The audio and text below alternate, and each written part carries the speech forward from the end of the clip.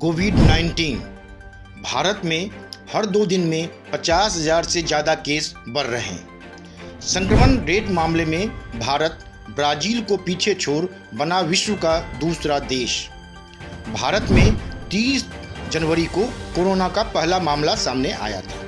110 दिन बाद यानी 10 मई को यह संख्या बढ़कर 1 लाख हुई। फिर महज 15 दिनों में ही आंकड़ा 2 लाख के पार हो गया। इसके बाद संक्रमितों की संख्या 2 से बढ़कर 3 लाख होने में महज 10 दिन लगे। फिर 3 से 4 लाख मामले होने में 8 दिन और 4 से 5 लाख मामले होने में केवल 6 दिन लगे। वहीं 5 से 6 लाख और 6 से 7 लाख मामले होने में केवल 5 दिन लगे। इसी तरह 7 से 8 लाख मामले होने में केवल 4 दिन लगे। इस बार 8 से 9 लाख केस होने में केवल 3 दिन लगे हैं। कोरोना के बढ़ते मामलों को देखते हुए यह सवाल एक बार फिर उठने लगा है कि भारत हॉटस्पॉट बनने की राह पर है क्या? यह सवाल इसलिए उठना शुरू हो गया है कि भारत में संक्रमण रेट काफ़ी बढ़ गया है और रफ्तार का अंदाज़ा इससे भी लगाया जा सकता है कि इस बार 1 लाख मरीजों की संख्या बढ़ने में महज 3 दिन लगे हैं। कुल आंकड़ा 9 लाख को पार कर गया है।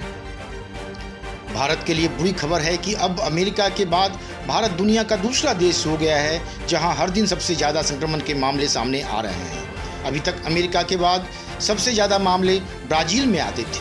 अमेरिका में जहां औसतन 40,000 केस बढ़ रहे हैं, वहीं भारत में हर दिन 25,000 नए मामले सामने आ रहे हैं। बता दें कि भारत में 30 जनवरी को कोरोना का पहला मामला सामने आया था। इसके बाद 110 दिन बाद यानी 10 मई को यह संख्या बढ़कर 1 लाख हुई। फिर संक्रमण की रफ्तार में इतनी तेजी आई कि महज 15 दिनों में ही आंकड़ा 2 लाख के पार हो गया। इसके बाद संक्रमितों की संख्या 2 से बढ़कर 3 लाख होने में महज 10 दिन लगे। वहीं 3 से 4 लाख मामले होने में 8 दिन और 4 से 5 लाख मामले होने में केवल 6 दिन लगे।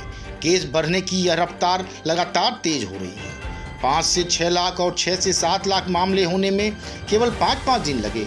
अब दिन घट रहे हैं और मामले बढ़ रहे हैं। 7 से 8 लाख मामले होने में केवल 4 दिन लगे और इस बार 8 से 9 लाख केस होने में केवल 3 दिन लगे हैं। मतलब हर 2 दिन में 50,000 से ज़्यादा केस सामने आ रहे हैं। हालांकि आबादी के हिसाब से देखें तो 10 लाख की आबादी में सबसे कम भारत में केस बढ़ रहे हैं।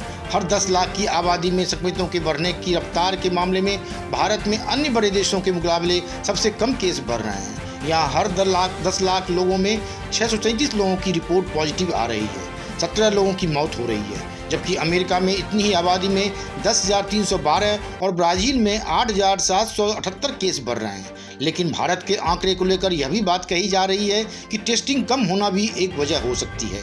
कहा तो यहाँ तक जा रहा है कि अगर सही ढंग से टेस्टिंग हो तो आंकड़ा 30 लाख को पार हो सकता है। खैर, यह तो अनुमान है, लेकिन हकीकत में जो कुछ दिख रहा है वह भी भारत के लिए अच्छा संकेत देने वाला नहीं है।